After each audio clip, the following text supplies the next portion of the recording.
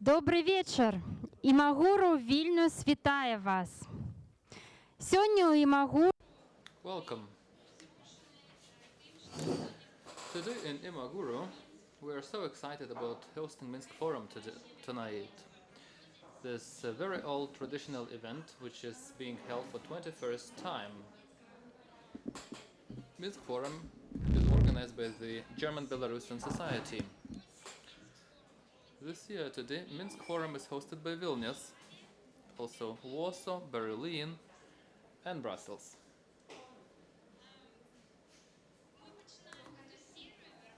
We are starting this series of events in Vilnius today, and this event has an unusual format today. It was fully a workshop, after which we have come up with new decisions, new solutions or ideas for very important issues for our Belarusian society. However, before starting, let us applaud to the organizations and partners who have helped in making the 21st Minsk Forum possible.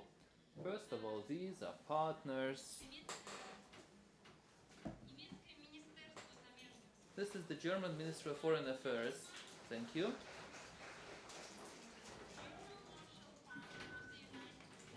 The Marshall Fund of the United States. Thank you. Also, the partner of the event, Konrad Adenauer Stiftung. Thank you and danke. And Imaguru Startup Hub. Thank you. Okay. Today we are very happy that there are so many experts, the people who work on issues of the Belarusian society every day, interacting with Belarusians who are now in so many different situations, and they are here to share their experience and to come up with ideas for our future. This is the fundamental of our Minsk Forum. We have organized today's workshops around two very important questions or issues. The issue of Belarusian identity, which we are facing, and also the issue of reintroducing Belarus into the agenda of debates and global discussions. We have invited activists, we have invited NGOs, diasporas to work together today and to come up with solutions based on the Belarusian society's needs. And we worked in two groups, each group also having two subgroups. And today we have to present these solutions to the society, to the public. We're also mainstreaming this. We're also broadcasting this on Euro Radio, and we are welcoming the audience which have joined our live stream. And during the upcoming 15 minutes, very briefly, we will present these solutions to our audience.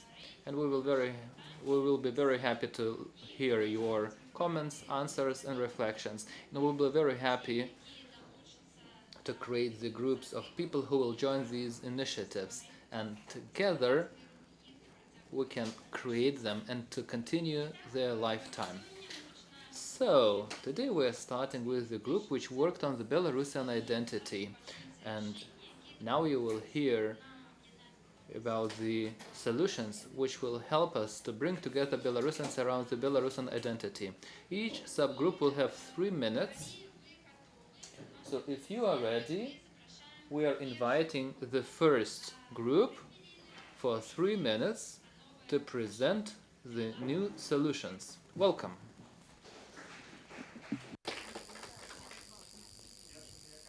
Так.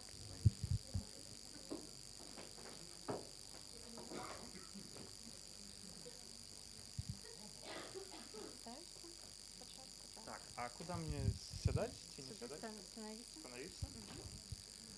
Вітаю усіх сябри. Hello everyone, friends. Am I right that this is also for this audience and also for the stream? Okay, hello everyone who is here in the room and everybody on our live stream. My name is Daniel Harkave. I'm the head of the External Relations unit in Svetlana Tikhanovskaya office. My group worked on Belarusian identity and the problems that exist, as we think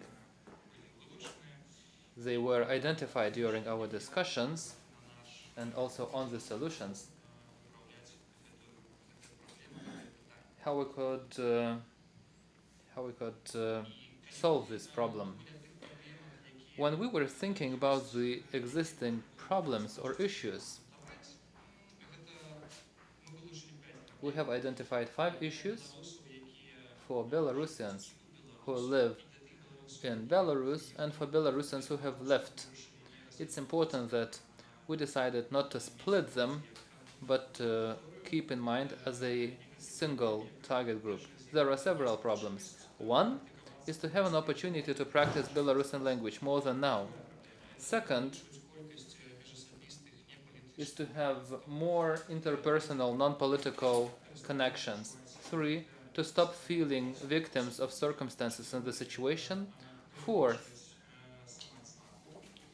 to improve self-esteem. And 5th, to be aware of more facts and arguments about our Belarusian accomplishments. So how can we do it so that it's interesting, nice, and Belarusian style, so that it's not seen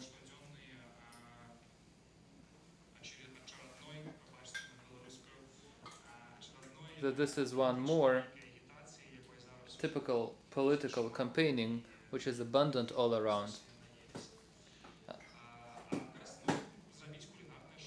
And the answer is to create some cooking show, because this is something that everyone likes. We all like eating, and we all know that when a potato pancake gets into your mouth, some miracle happens in your mind, and so on and so forth.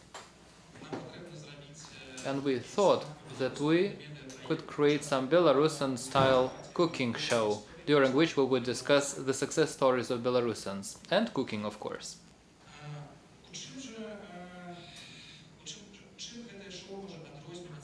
How can the show can be different from others that have already existed or existing now, and how can it be interesting? First, as I have said, these are non-political topics. We should not be discussing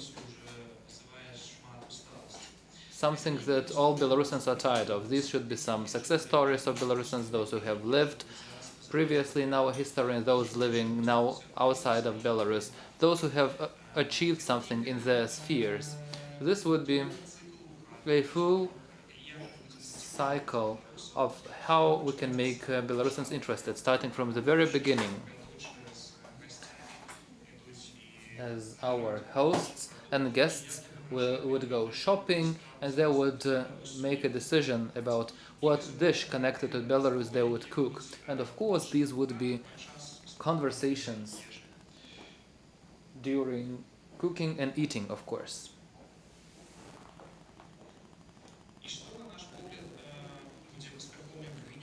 What would be a successful outcome of this media project? Having more Belarusian language content. The Belarusian language content on different platforms, ranging from YouTube all the way to streaming platforms.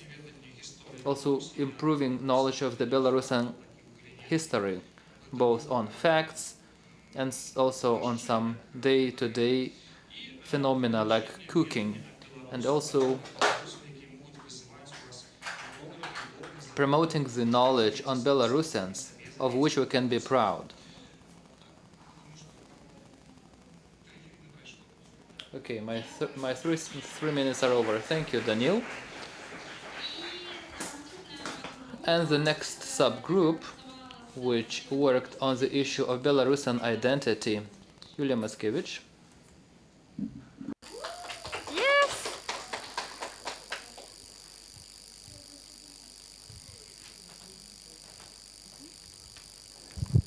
О, сюда, да? Обязательно по центру? Окей. Hello everyone once again. My name is Yulia Miskiewicz. I represent the FEM group of the Coordination Council and also the Organization of Informal Education. It's fine to be active. Our group worked on the topic of nation building, and the problem that we have identified was about physical survival in the very broad meaning for our target group, which we defined as Belarusians who define themselves as Belarusians regardless of where they live. In the end, so physical survival, and also there were some ramifications associated with security, well-being, and also education.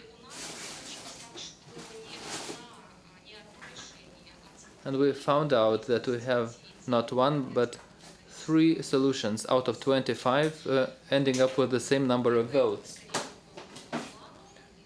The first one was kind of a joke. It's about creating our own dajinki, our own harvest celebration. So of course, dajinki already exists, like tutaka, but we can multiply this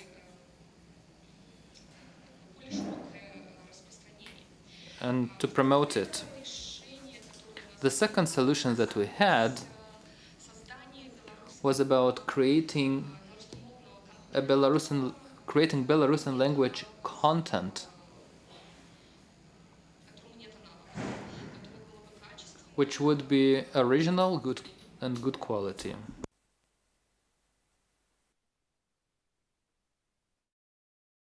Образование. And education for children.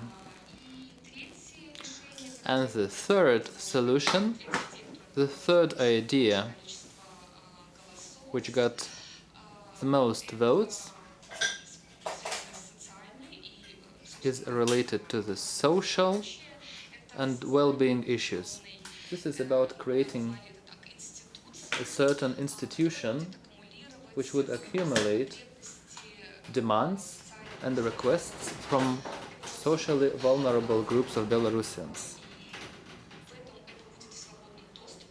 And this would be in free access, and this would be a foundation to make it available and accessible for everyone, also for politicians who could perform reforms, also for researchers to work on their studies, and also for Belarusians who could be able to see requests and demands of each other.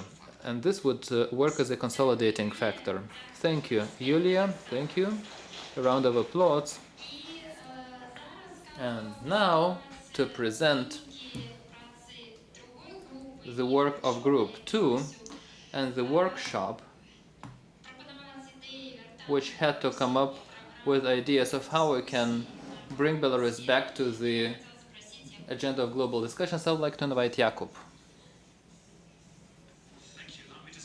English. Good afternoon, everyone in the room here in Vilnius and everyone online, everyone watching. Since this is an international forum starting from German-Belarusian relations, but for long also incorporating the region, one core topic which is on our minds and hearts is how to keep Belarus on the international agenda.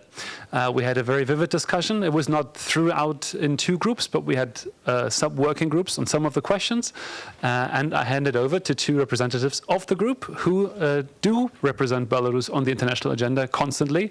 Irina, who is based in Scotland, and then Kristina, who works in Czech Republic. The floor is yours, ladies.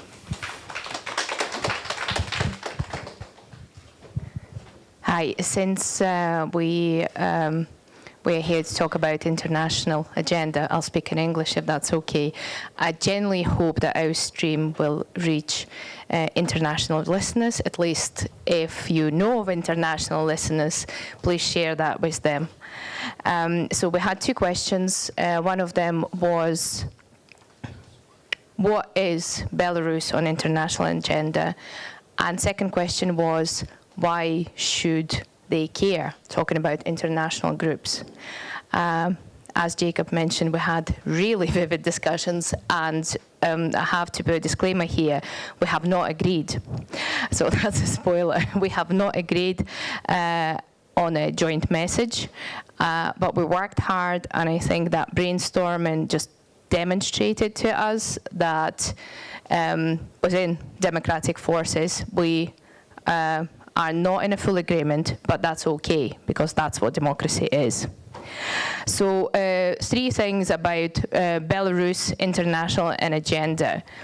We couldn't agree on, are there two Belaruses? Geography, here, there. Are there two Belaruses, regime and democracy? Then again, is it good or bad to have those two types of agenda?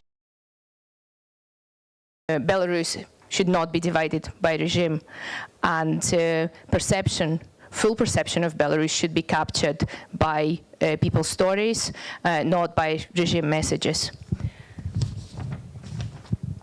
Agenda of Belarus is, again, I said we have not agreed, but positive messages about Belarus. The main one was, and I would like to think will be, Belarus is not entering but returning to Europe.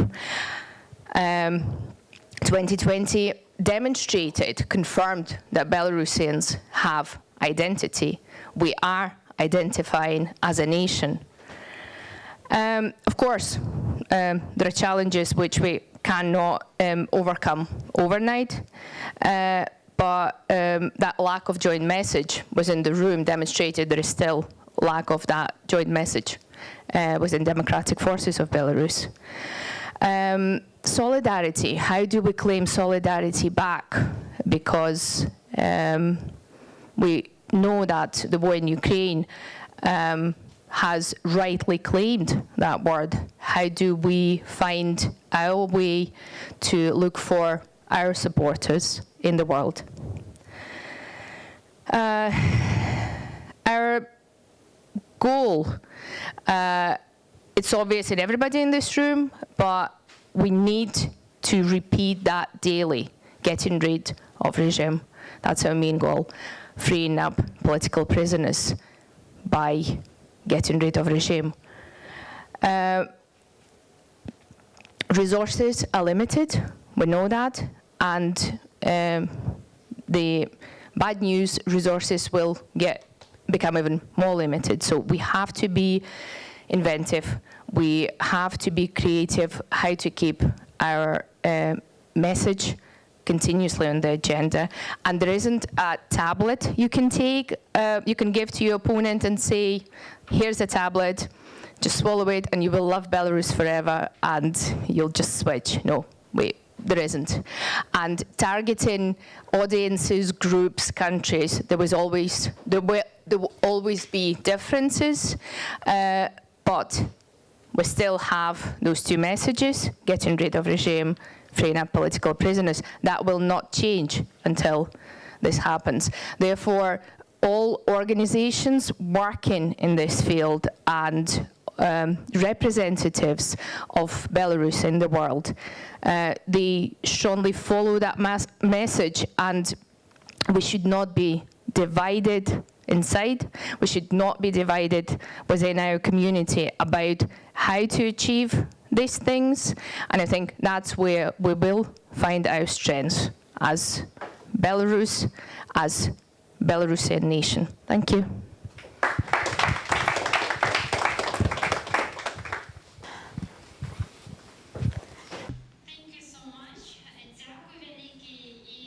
Thank you so much, and we hope that you would have comments and questions. We would be very glad if we heard the discussion of such ideas. This is why we're here. This is why we hold these workshops. And now I'd like to continue Minsk Forum and to continue with the panel discussion with experts. And now I'd like again to invite Jakub to the stage for presentation.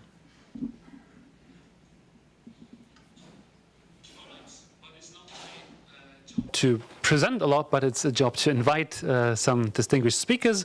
I would call you in the frequency that I see you, the sequence I see you, which is starting with Mr. Alexander Dobrovolsky. Welcome. Alina Koshik. And Irina, back on the stage. I don't think you need a long introduction. So, Alexander Dobrovolsky, political advisor to Svetlana Tsikhanouskaya, and Alina Koshik, the representative for national revival in the United Transitional Cabinet of the Democratic Forces of Belarus.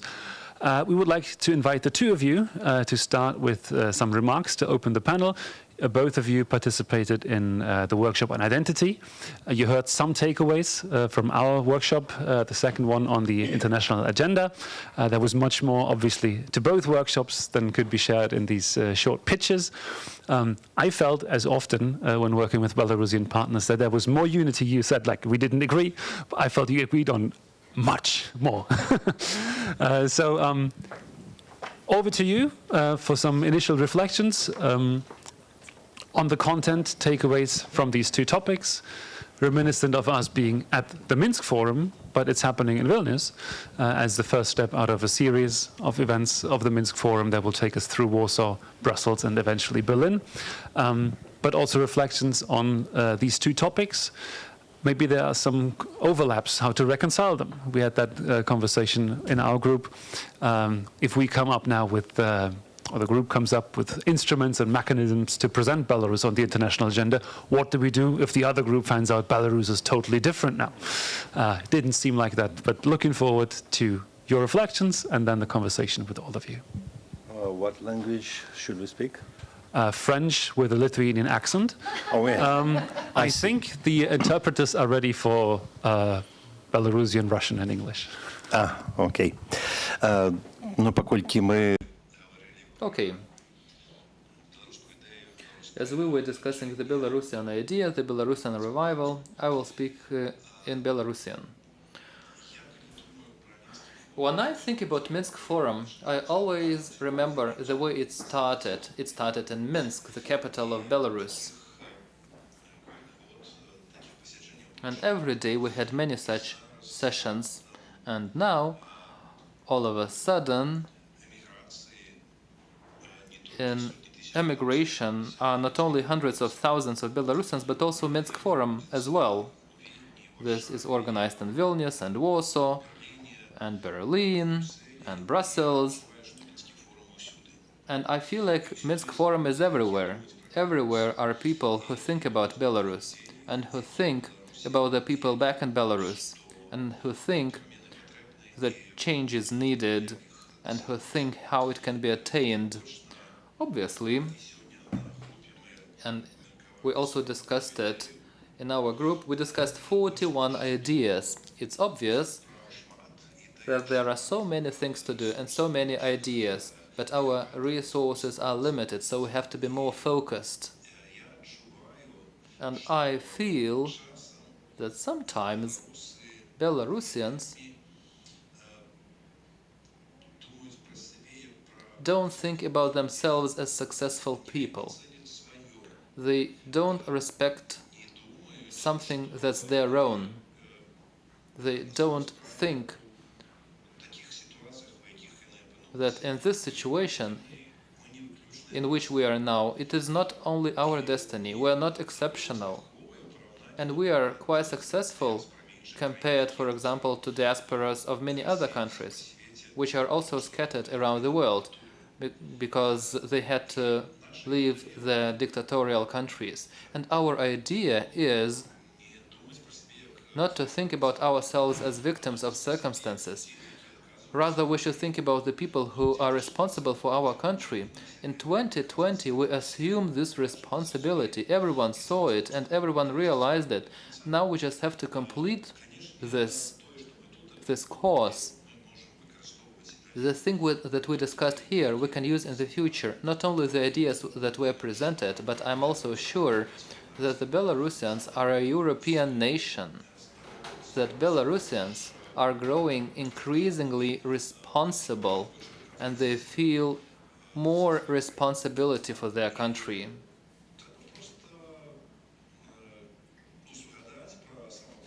We just have to remember about self-respect and personal dignity, which drove us in 2020. Also had the feeling of hope. The hope is kind of lost today, but I would like to say one simple thing. You lose whenever you give up, but we have not given up. We are together. We have the feeling of unity. We have a horizontal structure. Provocations about certain individuals cannot kill us, and we can do so many things, and we will make our country democratic, and we will keep our independence as well. Thank you so much, Mr. Alexander. I also believe that the issue of national revival now is a key question, which is essential for us to overcome this uncertainty, lack of confidence, or lack of self-esteem. We know that for ages Belarusians were said that we are an under nation, that our language, the status of our language is lower than that of Russian, that our culture is that of peasants, and so on and so forth. But I think that after 2020 we have reached the new level of understanding ourselves as a modern nation, which really has its honor. It can raise its flag. We can face each other. We can say we are cool, we are creative, we are modern. We know what kind of country we want to live in. This is why I encourage to be systematic about it, and this is what we do in our unit, to be systematic about national revival.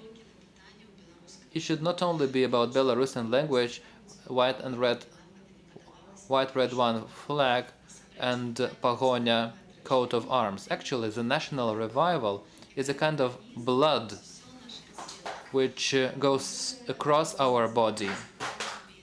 This is about our business and our self-identification, also the military aspects and the education, and of course also culture, something that immediately crosses our mind.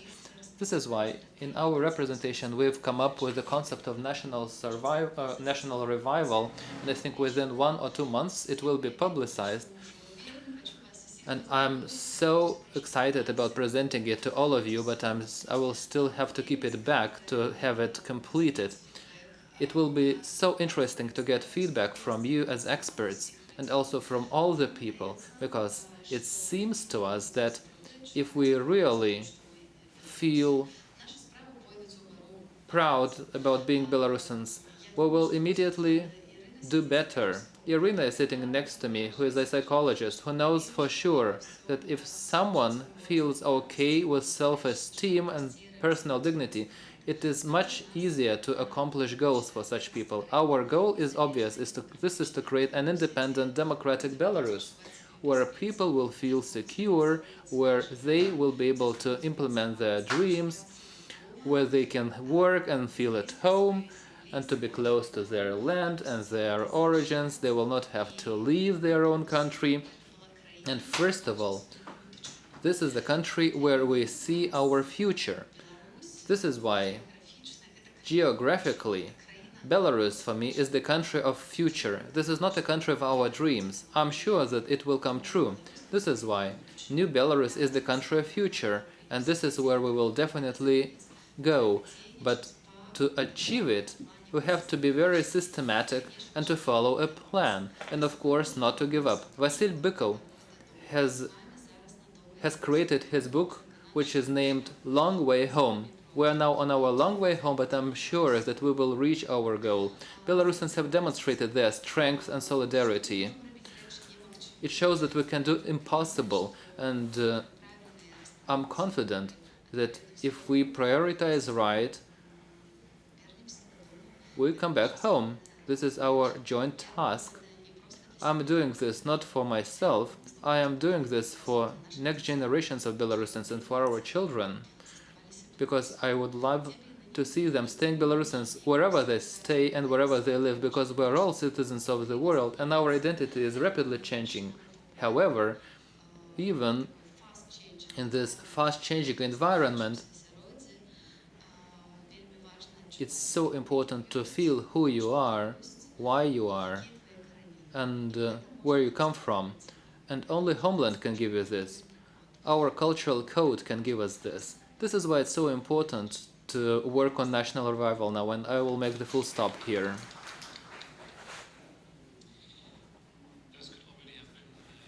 Thanks for this conversation. It was so wonderful and poetic. Thank you, Alina. Irina McLean, you have lived in Scotland for quite some time. 15 years. And before that, I was in Czech Republic for 11.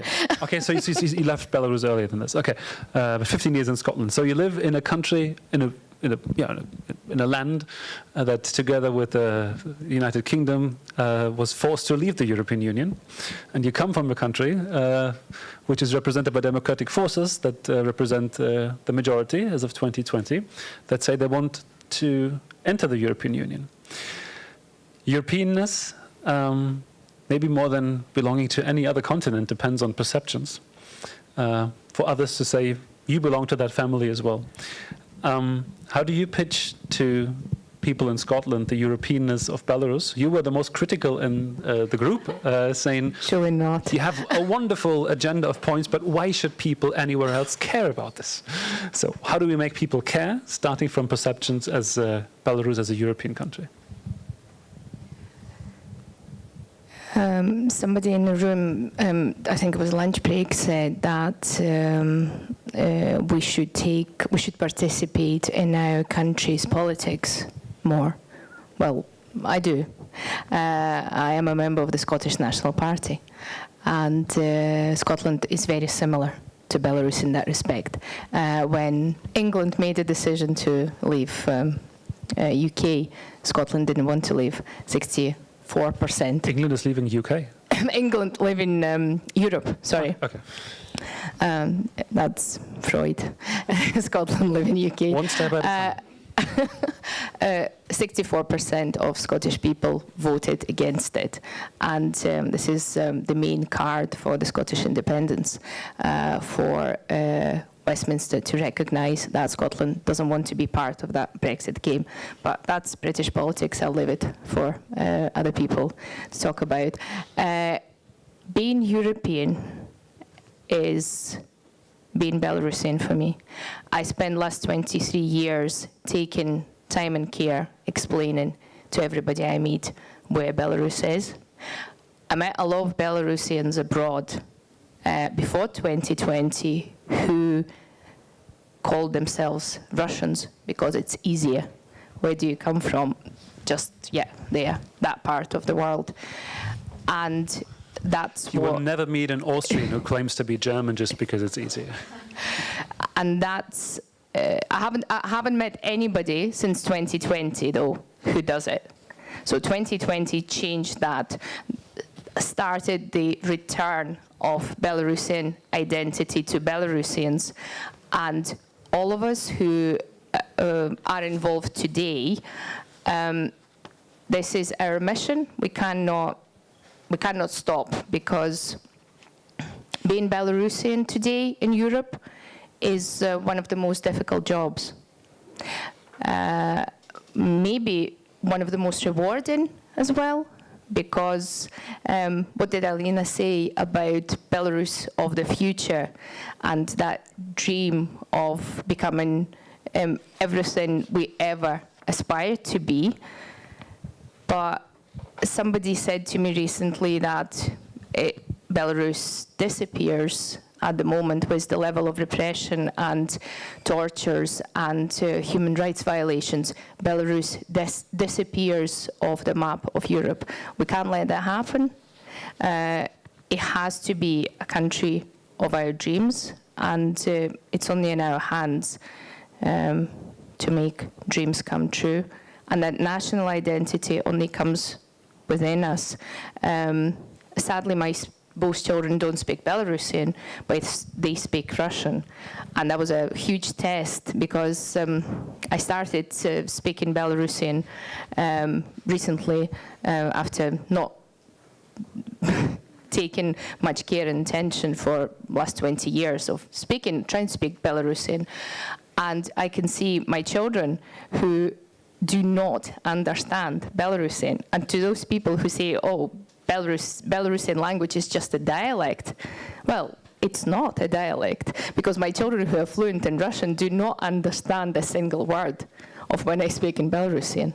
So that's another proof of how important it is to keep take Belarus everywhere you go. Take it with you. Thank you. I think you rose a very important point, several of you, the question of a country physically disappearing from a map. That has happened before, but countries have been back. We have guests here from Poland, from Lithuania, from Belarus, which has been gone and back as well. But the necessary precondition obviously being the people as carriers of that identity. But what we also as an internationally working foundation are putting a lot of effort on at this moment is the, as we call it, the Eastern extension of the European mindset. So we might be years or decades away from that the membership of the European Union even being formally requested, but what can happen now is really making sure that Belarus as a firm place at the mental map of Europeans in Central and Western Europe. And I think for this, there's this key bridge between the two workshops of having also Westerners understand why that identity is so important. We spent a lot of time on our workshop reflecting on how do we put ourselves into the shoes of the target groups we actually want to reach. We can have messaging which is super important and intuitive to us. It makes a lot of sense that this is important, but it might not be as intuitively obvious to somebody else. So things we identified as being core interest is obviously security, if Western countries, stability, and credibility. And all of these things, I think, are bridged to the situation in Belarus. Alexander, how do you see that? And Alina, both of you, in your interactions with internationals, is there an understanding for the necessity to support Belarusian national identity out from their interest of security and stability?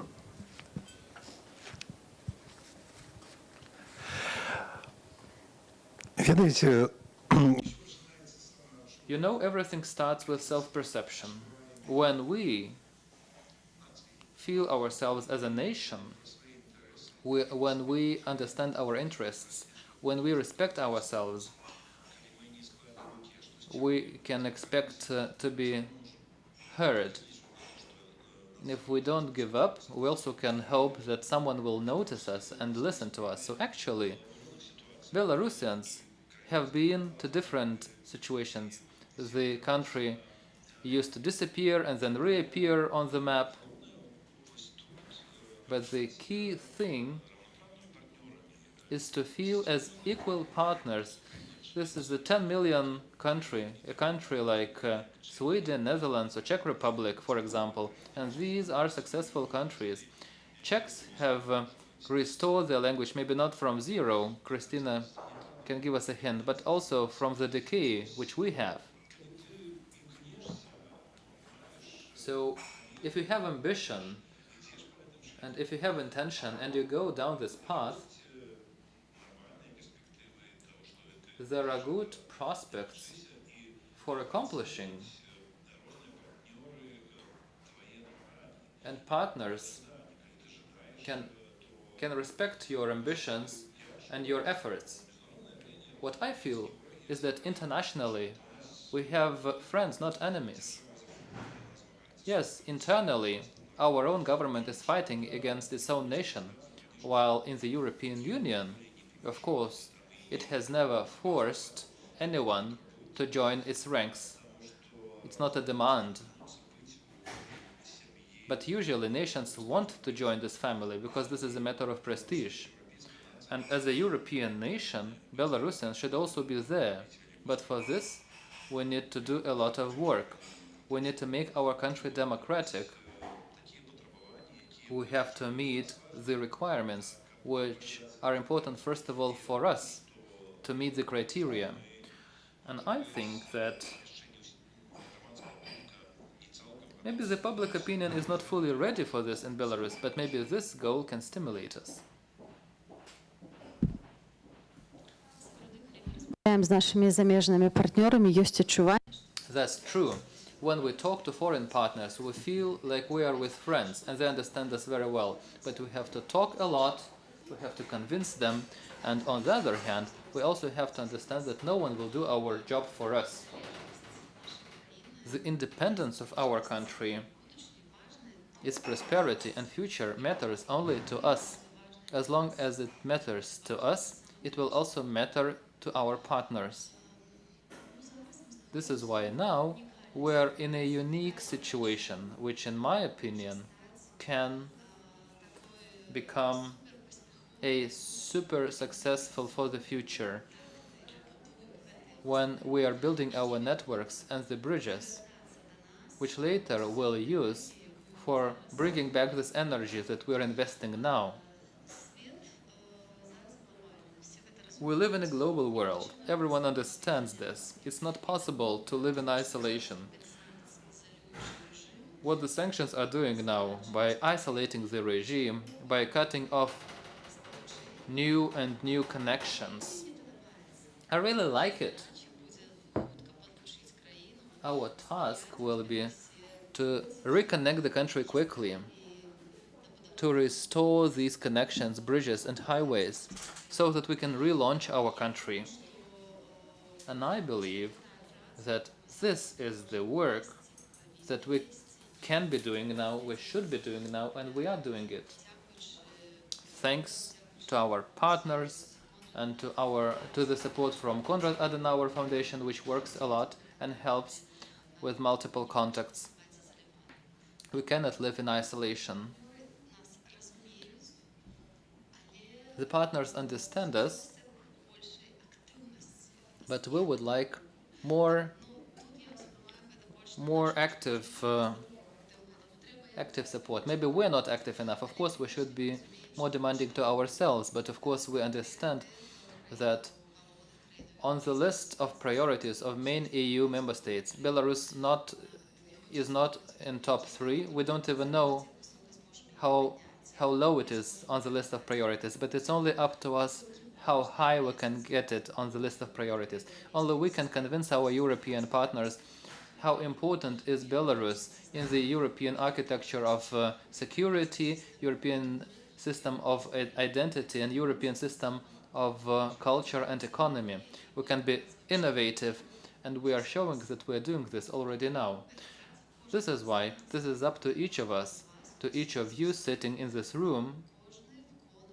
Everyone makes their own small contribution into keeping Belarus afloat. And despite all those haters who say that, come on, what are you doing there? Only you who create all these events, these media stories, these events and conferences, exhibitions, you know how much work you have to do to remind the world about Belarus. And this is much appreciated. I strongly hope that this will be inspiring. And this conclusion which I'm drawing now is that over these years we were focused on ourselves, about preserving ourselves after this compelled emigration. And now it's time to open up for Europe and to open up to the countries where we live. Not only running festivals of Belarusian songs or a Belarusian art exhibition, but also to engage in collaborations, to do joint work, so that these countries where we live hear from us. I would like to add a couple of words. I really liked what Alexander said, that we have to be proud. We should not be victims. Because if we present ourselves as victims, we are seen as victims. This is why this concept of citizenship comes not only with rights, but also with responsibility. Responsibility for being Belarusians. And if we want our identity, as Alina said, we should not only present ourselves like, please help us, but also to be proud of what we are doing and to be proud of what we can offer to Europe and the world. And also, it's about my previous message, bringing Belarus in your pocket, because this is the smallest thing that every Belarusian can do. Not every Belarusian can do what you all are doing. Not everyone can spend so much time and invest so much into this, but every Belarusian can keep Belarus in their pocket, in each conversation, in each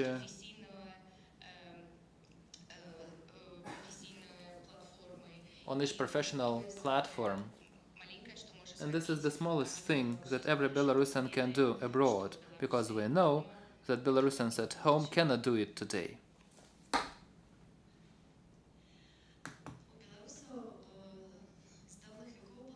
Since long ago, Belarusians had the tradition of folk dolls. One of those dolls were called traveling dolls. Inside this doll, they would put some Belarusian soil, and when traveling somewhere, they would have this doll with some Belarusian soil, and this is what can serve as a certain symbol to which you are referring as Belarus in your pocket. And this is true. I also would like to recall that our situation, when now we are in exile, this is not something new in our history. As Belarusians, we've gone through this. Belarusian books would be published in Vilnius and Prague, the way they are being printed now. So all these challenges and tests of immigration and exile, let's transform them to our new superpower. Let's take the best out of what we have here and let's adapt it to our needs. And I think this would be a crash course on democracy and nation building and state building and political education for all of us. And if we make good use of it, without presenting ourselves as victims of the destiny, and we draw right conclusions, we'll definitely win.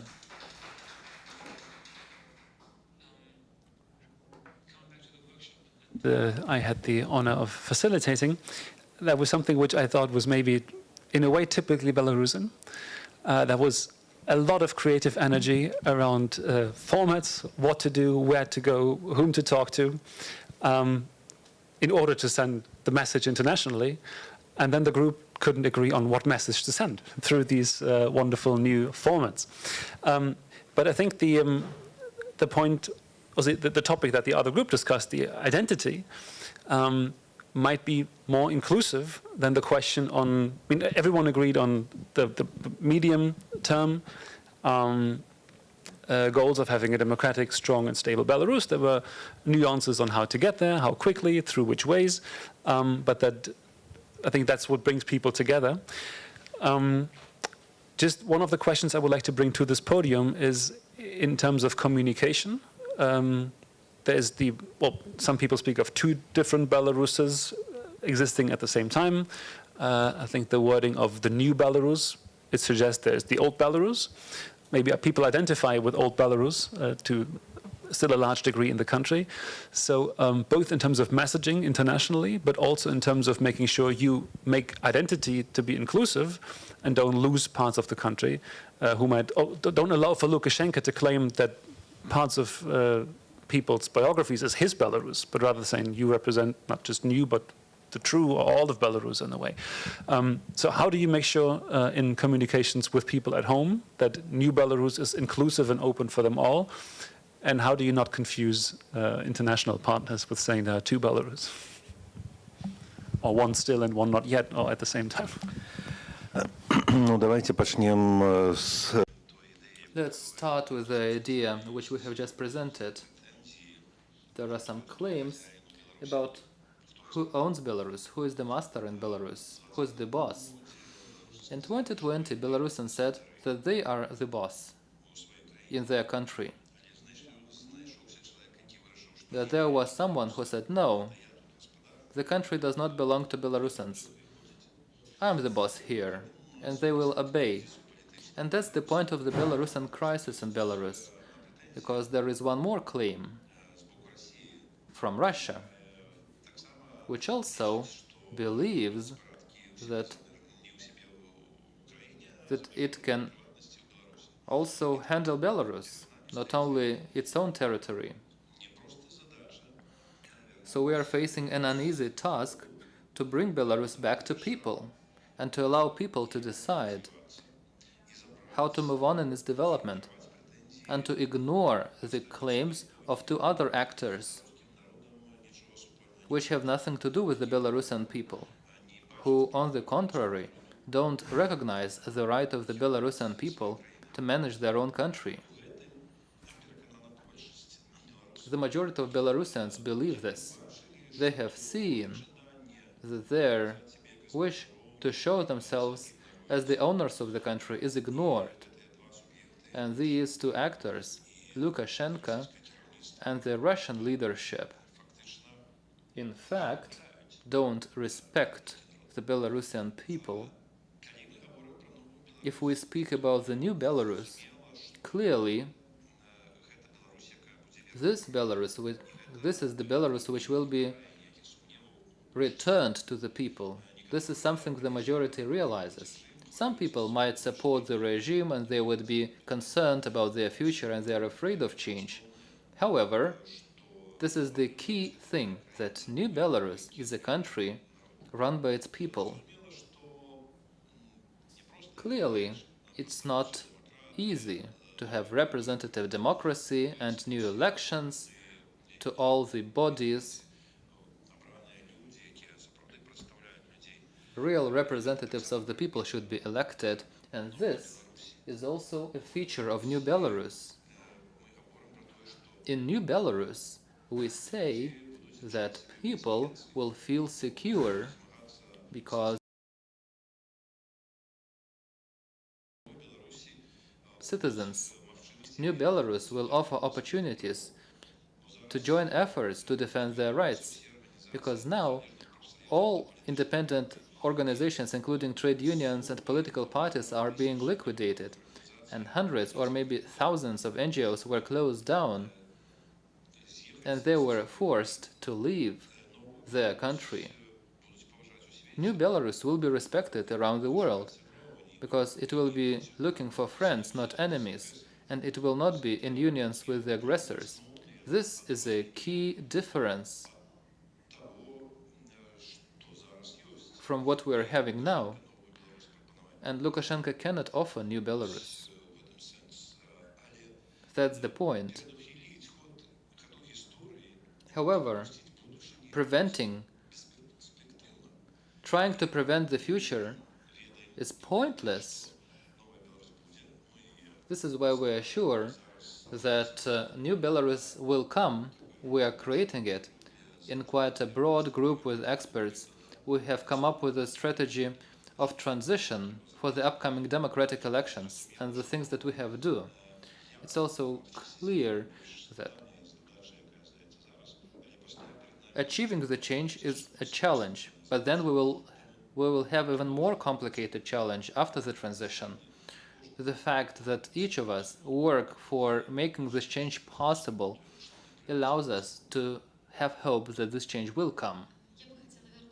I would like to come back to the subject of identity that we have discussed today during our masterclass.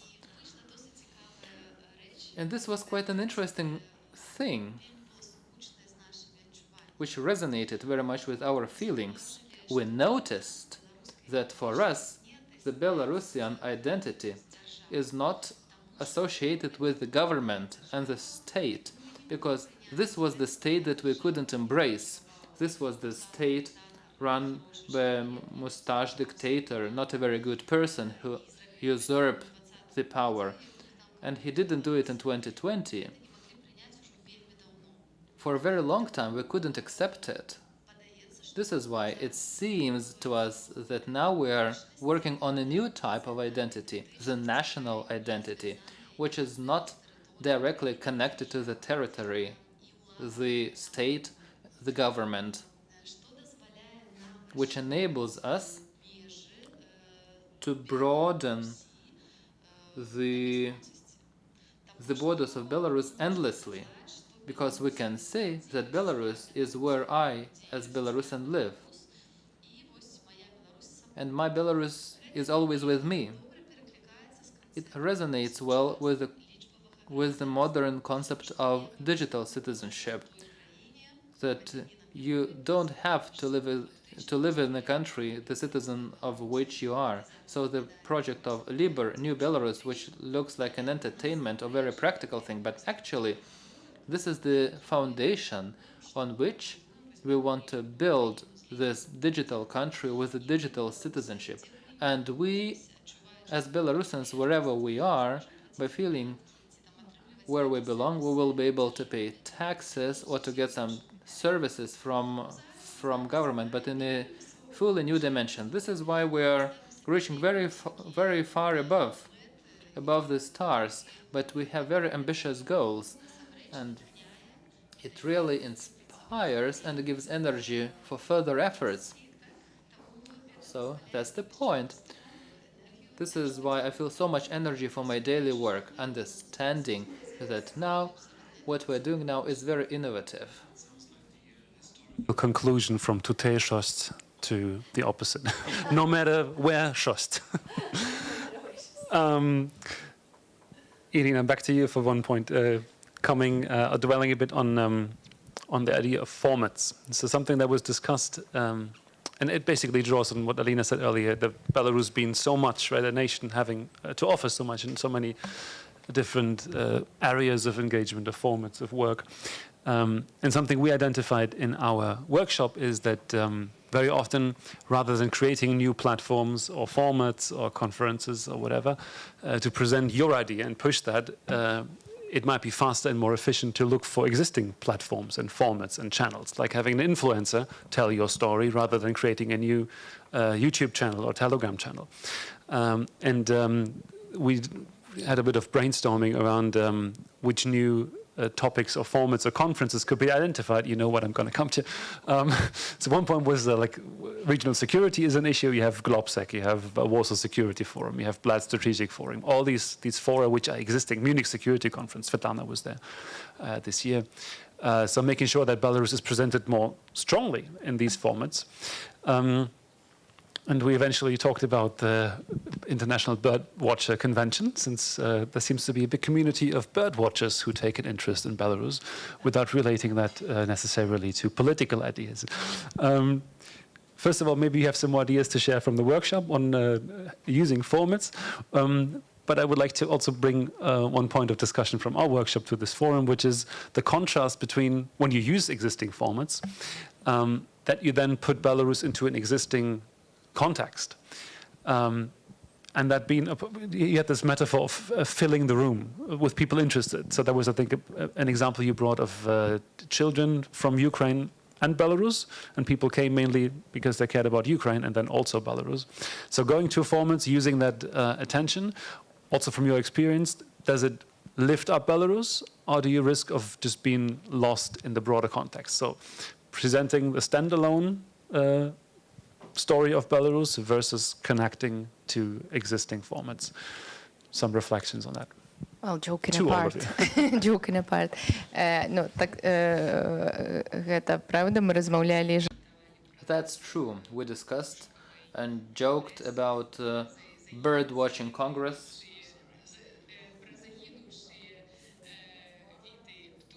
about the species of birds going extinct in Belarus, but it's not either or. The existing format of interaction or integration into the ongoing agenda is a great and quick way to get engaged and to contribute to something that the audience is interested in. But also building our own agenda is also very important. Being Belarus-centered and coming back to the identity, being proud of creating our own agenda or shaping agendas of others. We shouldn't be afraid of it. We shouldn't be afraid of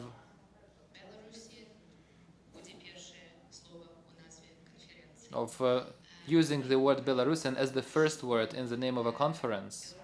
We shouldn't be afraid of Belarusian children and the trauma and the generational trauma.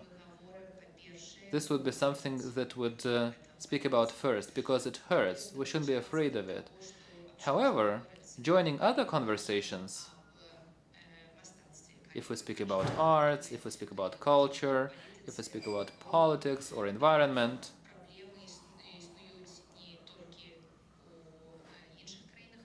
problems not only exist in other countries, but also in Belarus.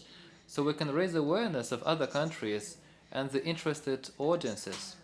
This is also something valuable. This would be a valuable contribution to our work. However, it seems to me, and I'd like to believe, that we will have energy, more and more of energy, to build our own agenda.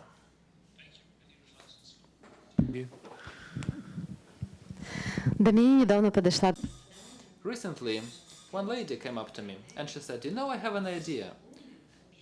In Belarus, in Homel, we would organize some celebrations with national dances, and maybe let's organize such celebrations and events in Warsaw. So now I'm recovering from this trauma of living in Belarus. I want to organize something."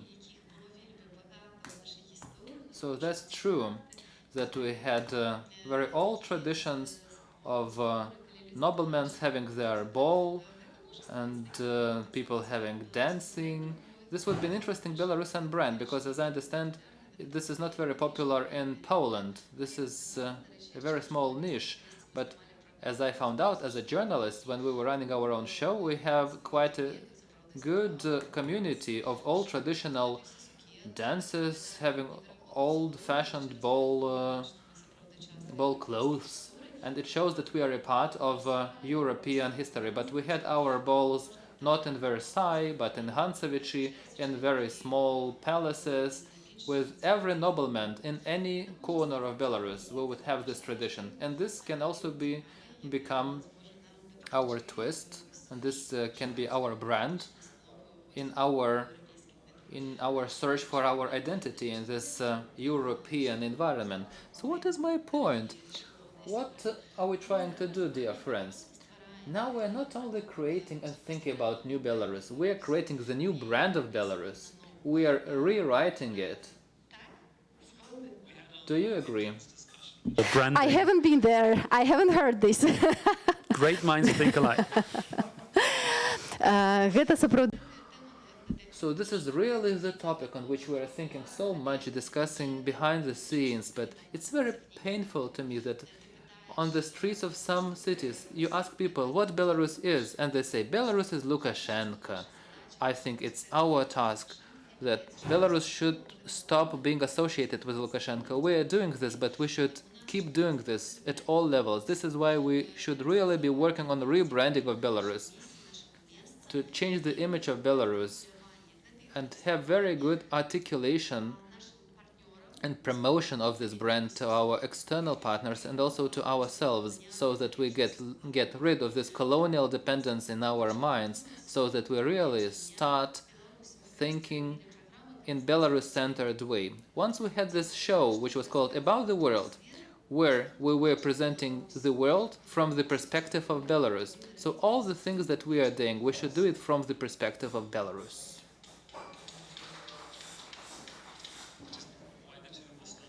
That was we had a wonderful conversation. It was really, you saw people struggling because it was in a way funny, but still with a lot of substance. So the wording of marketing, right?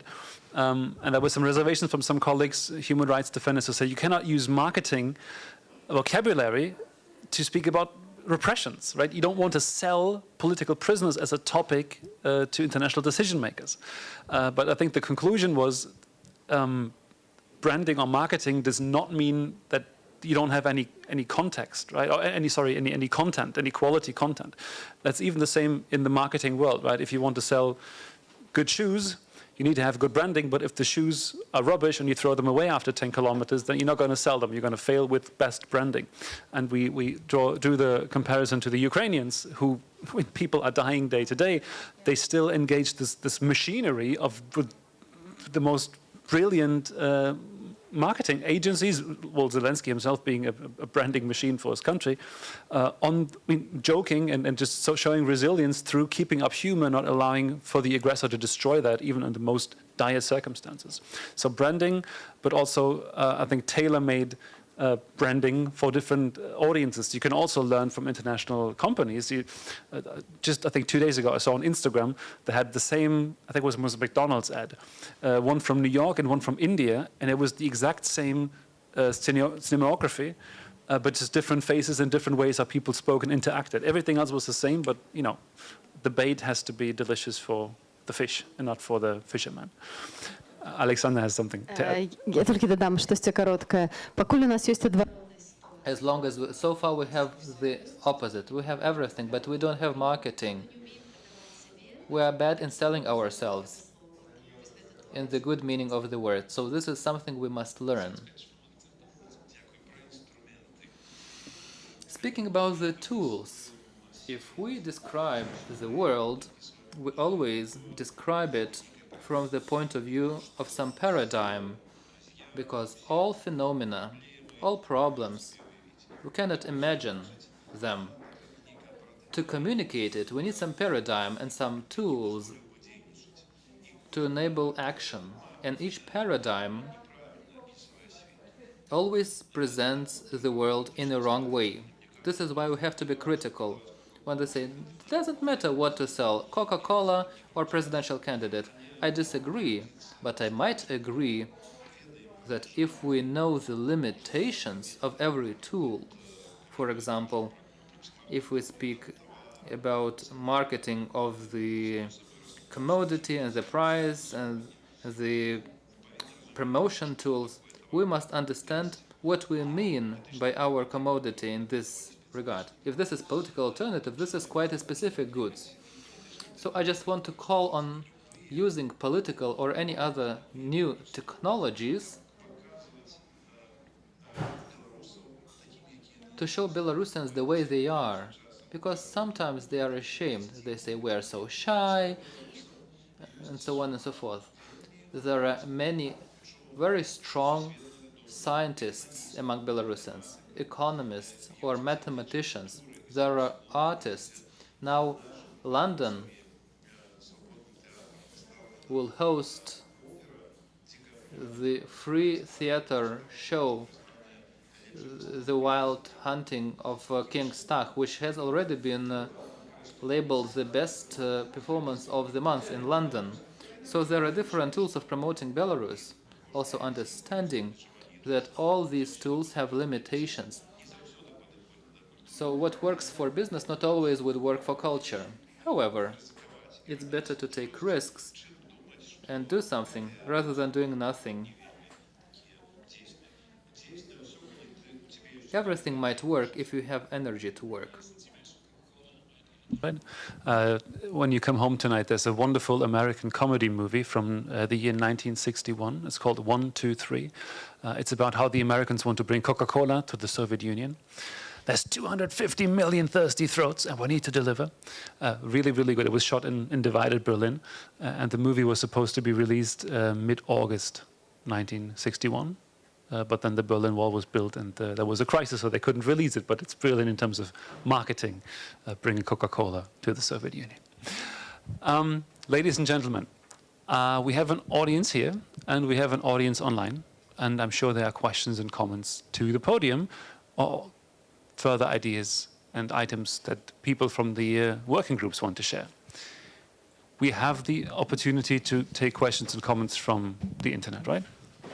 I don't know whom to look at for those questions, but they will hopefully be brought to my attention.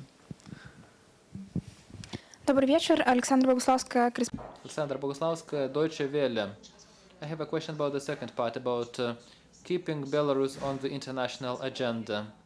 So when now we look through global media, Lukashenko remains the main newsmaker because the global community is interested in Wagner, in nuclear arms and our passport situation. And we have also discussed it in the workshop. What can the Belarusian civil society do? What can the Belarusian democratic forces do to turn into key newsmakers in Belarus so that global media cover this part of Belarus, not only Lukashenko, but also to understand that there is more about Belarus? Anyone who wants to take it up? I see Alina wants to.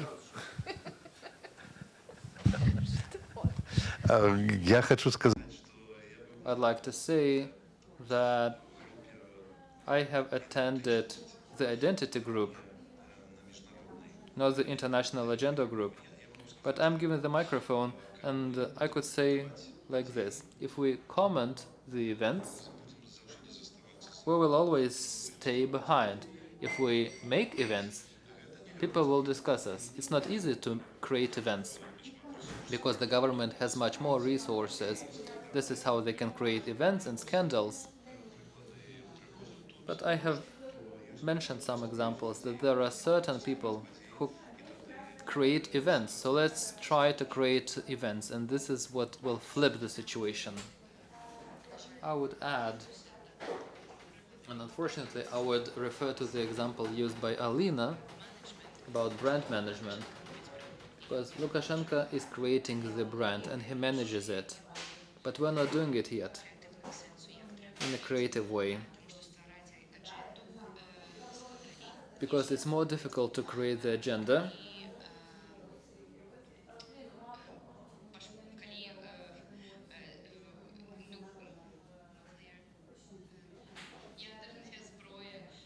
If nuclear weapons are located in Belarus, it creates the agenda.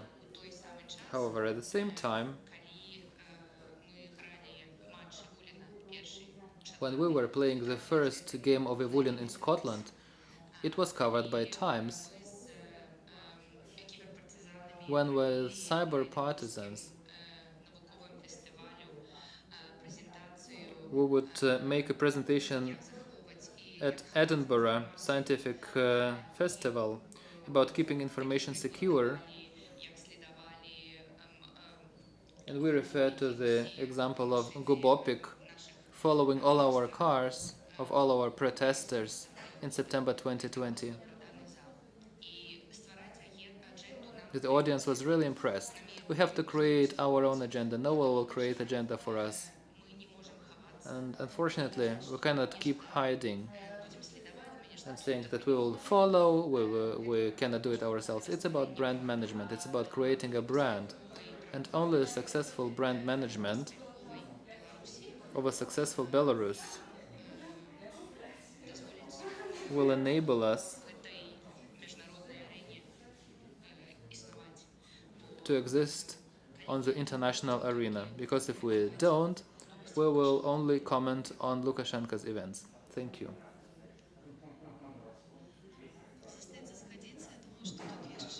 Well, we just have to agree. There is probably one more issue. It's the issue of positioning the Belarusian democratic forces for foreign media. I think we can do more in this aspect. And also we can work with media, because very frequently media approach us, but they approach on some obvious occasions like Wagner or nuclear weapons or Lukashenko making some statement, because this is what they reached. And frequently we fail to communicate our information to them, and I'm ready to admit this is a problem. This is about working with media so that our information and we earn their attention and coverage. I'm in analyzing specific contexts. It's not just country context, but then you have specific target groups within these contexts. And I think Belarusian people in exile, and especially diaspora, who have been living in countries for a long time, have a very good feeling on how these societies work, which messages will go down better than others. So there should not be a central messaging to everyone. It's definitely not going to work the same way. But really, it doesn't mean you send a contradictory message, but rather saying which part of the information do you pick for which audience. That's the basics of marketing. Just one example, we had meetings with the partners in Berlin last week, and at the Ministry of Foreign Affairs, we brought up that point of Belarusian business in exile, and that it should not be about only getting access to donors' money. That's important, right, to support civil society, but actually enabling those Belarusians in forced exile who bring their expertise, their experience in management, we're a startup hub, right? Creating businesses, enabling them, empowering them to do their thing with the right framework for legal status and access to banking, the list of problems. So they will create their own resources, which will benefit the countries where they're staying in as taxpayers, but also if any democratic transition is to happen in Belarus, the question on that day will be who has resources? Is that oligarchs from Russia, or is it democratic forces with strong business in Poland, Germany, Silicon Valley? We saw their eyebrows going up, and we'll say, well, maybe we should host a business convention for matchmaking with German investors for Belarusian IT companies. So it picks up an interest. Speaking as a German, have a big need for brain power and IT engineering, and that's what many Belarusians have to bring to the table. Also making sure that those who have to leave their countries and, are taxpayers, everyone wants to attract them, right? So talking about interest and analyzing that with the existing ties, that's, I think, what civil society can do is a huge contribution, and also, bringing these messages and that analysis back to the democratic forces when, people like Svetlana Tikhanovskaya travel somewhere, what could be messages that work specifically well with a given auditory in different country contexts. More questions or comments? Pavel Tereshkovich. Добрый день. Это хоть и не питание, а такая пропанова.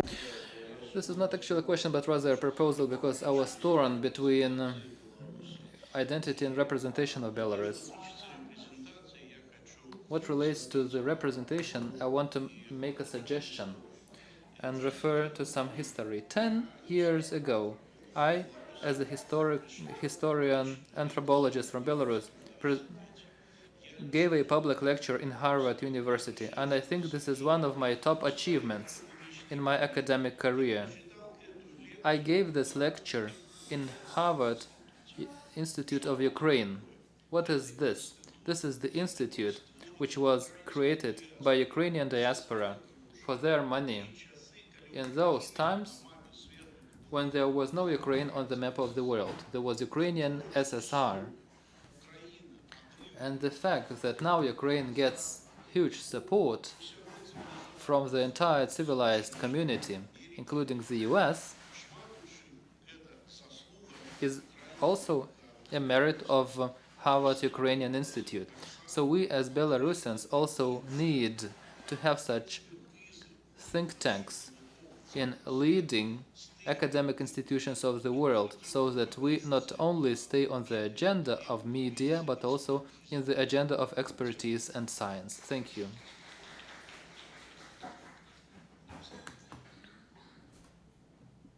Были в Гарварде, были в Украине. We've been to Harvard Institute of Ukraine, and we have discussed an institute of Belarus, and this is what the situation is. The Institute of Ukraine is fully sponsored by the Ukrainian diaspora. It's about $1 to $2 per year. If we crowdfund and collect $1 to $2 million per year, it's not a problem. We might have the hub of Belarus in Harvard, or the Institute of Belarus. Harvard is fine with it, and we understand that it matters. We only have to raise money. Maybe we need to run one more marathon and to collect money for a Belarusian think tank. We have also raised a question about scholarships for Belarusians and studies for Belarusians in Harvard, and not only in one of best universities of the world, because it gives you entrance to the top tiers. You find yourself among the people who will shape the future of this world. It's so important to have our people there. Even if now there are few, but step by step we will have more of them. Maxim Bogdanovich studies in Harvard, who is very good in promoting the agenda. He's an outstanding young man with outstanding knowledge, probably could call him a genius, and this is really the future of Belarus. So the cause is clear, but it's not so easy to do it. So let's think together how we can raise money for it. The Ukrainian diaspora shows that it's possible. So we just have to take and do it. But of course, Ukrainians did it more than 50 years ago. And now they are getting the return on their investments. We can also search for agents of influence among well-known people in the world. What Timothy Snyder did for Ukraine, it's not possible to overestimate. This is why we also have to create or to search for the people who can help us in getting Belarus on this agenda to be on the top and to show the real role of Belarus. Something to add, again, about the honor and pride. We should remember that we have Scarina Library in London, that we have a publishing house of Scarina. But the problem which exists today, when I hear Slavic studies, Slavic studies, 2 years ago only Russian was there. Now they also have Ukrainian. And I remember when Svetlana Tikhanovskaya came to Edinburgh, and we met the people from Edinburgh University, and we made this point to them. But we have to make this point in every country, in each university. And we started this work. But this is challenging, this is long, but we are doing this. We say that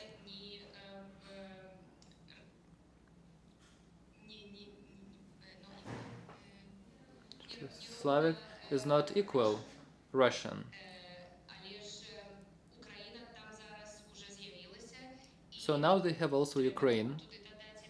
I think we should add Belarusians there as well. One more addition from me, this is really a huge work that needs to be done. It's about shifting paradigms of thinking about our region. When I visited the library of the US Congress, where we discussed expanding the number of Belarusian books in the library, something in what they were interested, Belarusian books are really in this post-Soviet department of literature. I say, maybe you take us out of this department. Please stop putting us to this post-Soviet basket. We're not a post-Soviet country, we're an independent country. And we confront this positioning. I think that it will take years and years, but we must do this work, and thank you for doing this. The same applies to the Slavic studies in universities. So we are also calling on creating departments of Belarusian language the way they have in Warsaw University.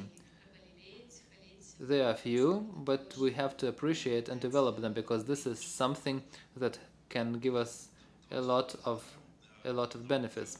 Just a couple of words. Science, culture, education is something we have discussed.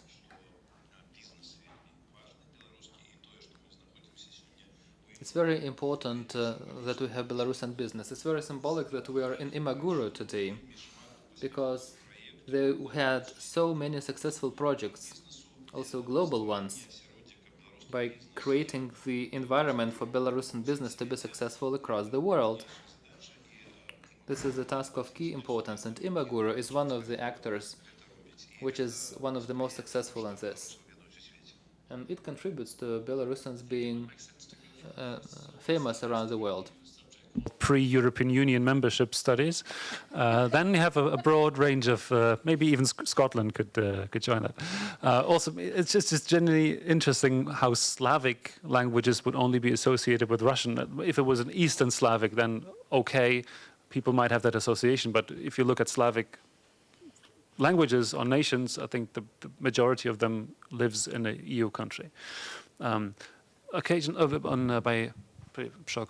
By the way, I have a broken relationship with a digital friend called ChatGPT, and I asked him the other day to tell me the main differences between Russian and Belarusian language, and he says, well, the most obvious difference is Russian is an Eastern Slavic language and Belarusian is a Western Slavic language. Maybe he knows more than I do, but way to go. Christina has a question. Дякую, Кристина Шенок. У меня не Christina Shenok, it's not a question, it's a brief remark to that remark or comment which has been presented. We are in our context, and it's of course important to have some ambitious goals and inspiring goals, but also we have to be grounded in reality for achieving short-term goals. When people say, if you cannot go in some direction, you can be lying in this direction. So, as I live in Czech Republic, I can refer to the Belarusian diaspora in Czechia. We don't have 1 or 2 million euros to launch a new think tank or university. Still, the Institute of Belarus was created in Prague. So far, this is an organization which works on getting recognition and getting to the catalogs of the Ministry of Education. So far, we don't have resources to launch the Belarusian studies at Karlov University. So far, they are launching the new Master Studies program, Russian Studies. So we are caring that things about Belarus would be presented by Belarusian lectures during this program. These are small steps, but these small steps will bring us to these long-term goals. Thank you.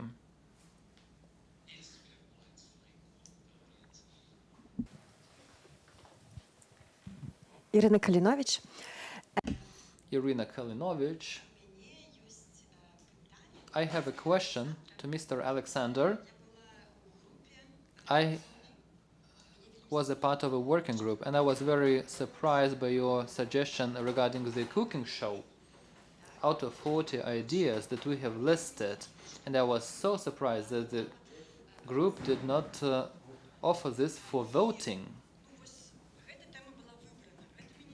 This topic was selected. I was so surprised, and on this occasion, a question came to my mind. As someone who's been in politics for more than 30 years, we've been speaking a lot about self-esteem, dignity, and honor today. Can you please say, can you name 3 achievements in your political activities of which you are personally proud? Thank you. I will think about it. I'm just trying to understand the thinking between the working group and my political career. I'd like to say that this suggestion on the cooking show did not come from me,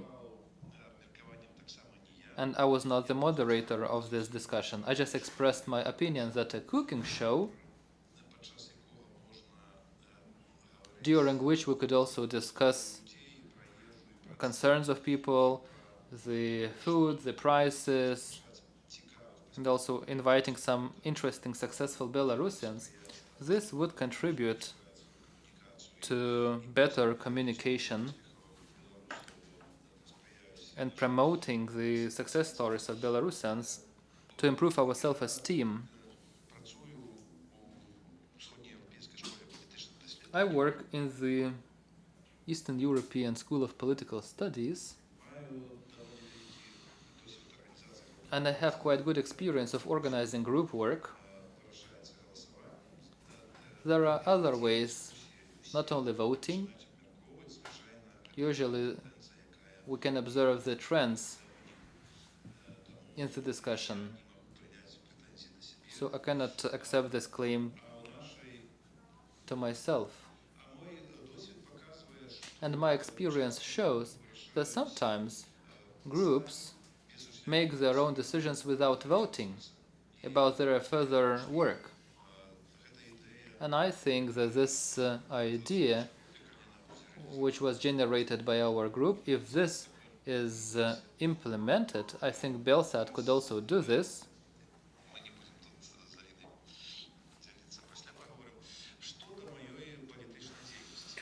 Regarding my political career, I was a usual engineer, and in 1987 I was nominated by my working community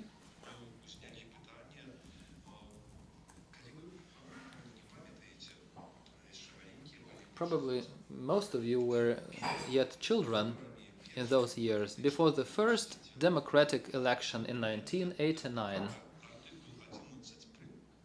The Article 11.1 was passed,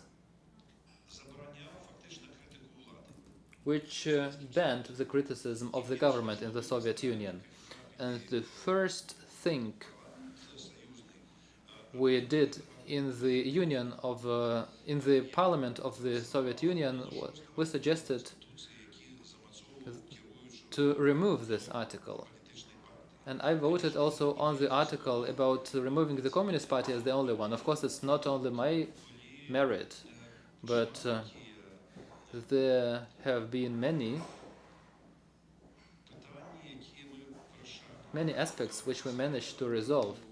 Later, I was elected to the Supreme Council of Belarus of 13th term, and today we discussed the simplified system of taxation which our group tabled, and it was passed.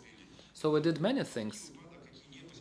And there was one story which was not a success story, but still I'm proud of having direct connection to it. I was in the group of members of parliament of the Supreme Council of Belarus on impeachment of Lukashenko. Impeachment failed. However,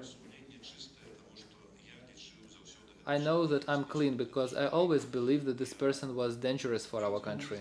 And I did my best to prevent him from being in power. So I think this is it.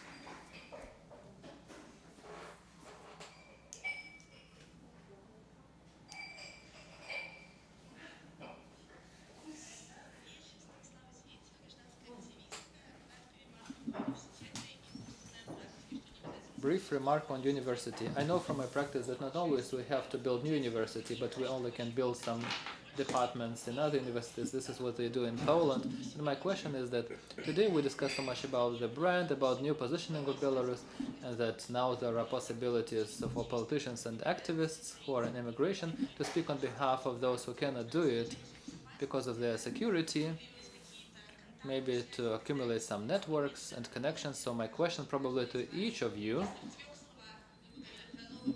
if you had to present the new brand of Belarus in 3 words, the way you want to present, rather than the dictator, of whom very soon will be able to punish. So what would be these 3 words for you? Да, это такое питання. В 3 словах тяжко сказати. It's hard to say in 3 words. It's really worth thinking.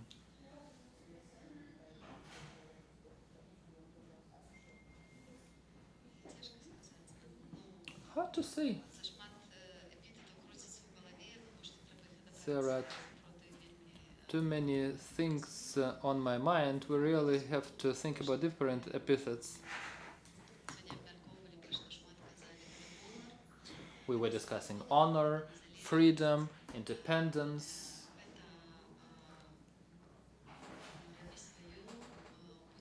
Doing your thing, being active. So I think that we have to choose the message very well, which we want to attach to this brand.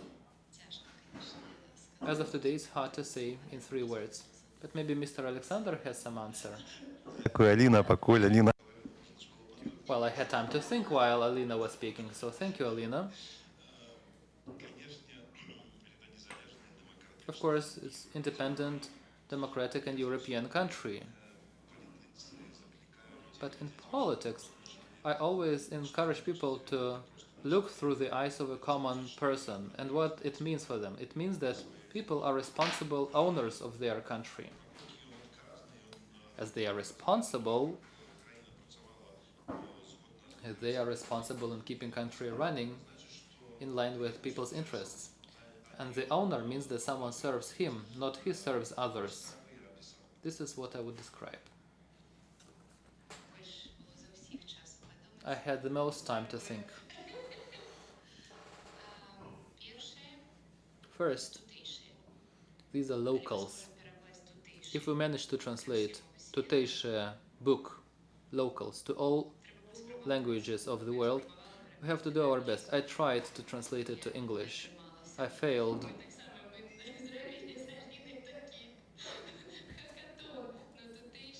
We also had this hackathon. We failed miserably in translating this book to English properly.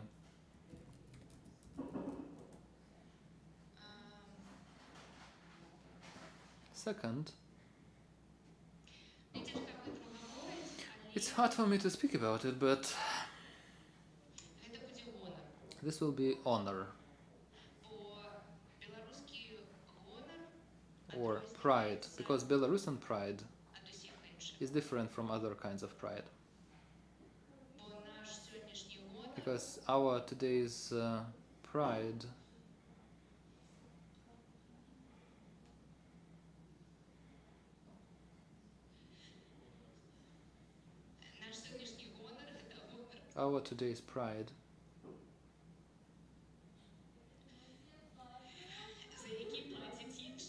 this is the pride for which other people are paying.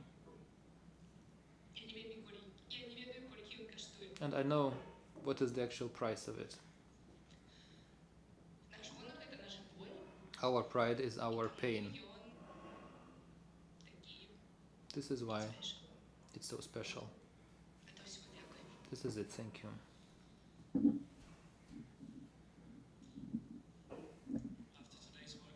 I'm changing my pitch a bit. I'm working on a propaganda piece saying Belarus is the most European country in the world. But I think this is, if you want to make branding, you need to be, fast forward. So Europeanness, creative chaos, and a paradise for bird watchers. Yes, that's yours. I don't see any more hands flying over the audience, so it is my privilege to give the microphone back to Peter Liesegang for some concluding remarks. Thank you, dear Alina, Alexander, and Irina, for this wonderful podium.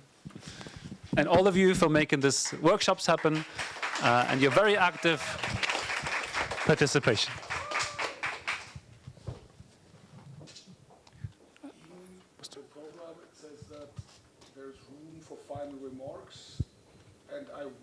To have it the same way as last year, to ask if any of you wants to take half a minute for some final remarks. Seems like your mic is not working. Your mic is not working. The mic is not working? Mikrofon kaputt.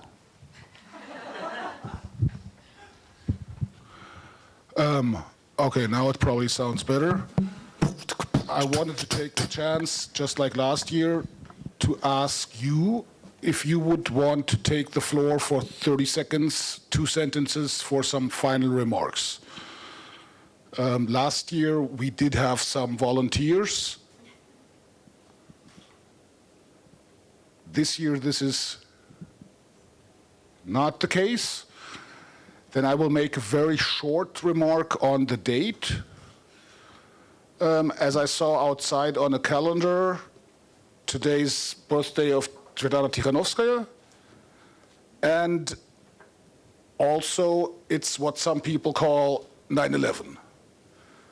And as far as I heard, there's a saying that everybody knows exactly where they where they were on that day in 2001. I remember for myself, I was in Kiev after having come there by night train from Minsk, where I was for the presidential elections 2001, which were on 9th of September. And as you all know, these were the first presidential elections which were falsified under Lukashenko. There was a referendum and other stuff before. And I remember that time that there was also some movement in society and in Belarus and also internationally, since there had been a lot of stuff happening before, the disappeared Drozde affair and other things. I had the feeling that the international press was on the 10th of September starting to jump on the topic. But of course, after what happened on the 11th of September, nobody cared a bit about what happened in Belarus after what happened in New York. So nobody knows, but maybe that would have been already a first chance, which of course was somehow annihilated by what happened in New York. And from my side, being German, the whole time afterwards, I had the feeling that the international community, European Union, Germany, is looking away much too much in order to keep the stability, the wrong stability. And we can hope that now, since February of 22, we can hope that some people finally awoke and will become more aware, at least that's my hope, that certain things should not be tolerated, not even for keeping diplomatic relations up. So for me, this date, when I was thinking about the date and Belarus, is directly connected to the elections 2001 and the missed chances and the missed chances afterwards. And I can only hope that now that will be different. I would also want to thank all of you for participating and making these workshops happen. I know it was a long day. I wasn't certain if that many of you would still be here. I'm very glad there are. Specific thanks to the interpreters, without whom these kind of discussions, especially online, wouldn't be possible.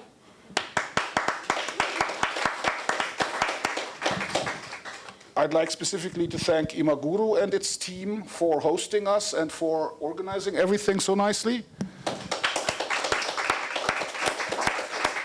From the side of DBG, I would like to thank Mila and Hannah for organizing everything in advance. They're maybe not inside, but they're sitting at the computer and watching. I hope they're here. And just a small reminder, on 2nd of October will be the next event in Warsaw. Then there will be something in Brussels and in Berlin in December. I'm certain that if you want to, you will receive informations about that. Thank you again, all of you. And I hope we can have a small reception and some more discussion right now. Thank you. I had asked Alexander Brawolski to speak in French with Lithuanian accent, but I thought this mixture of Scottish, Belarusian, that is just breathtaking. Thank you.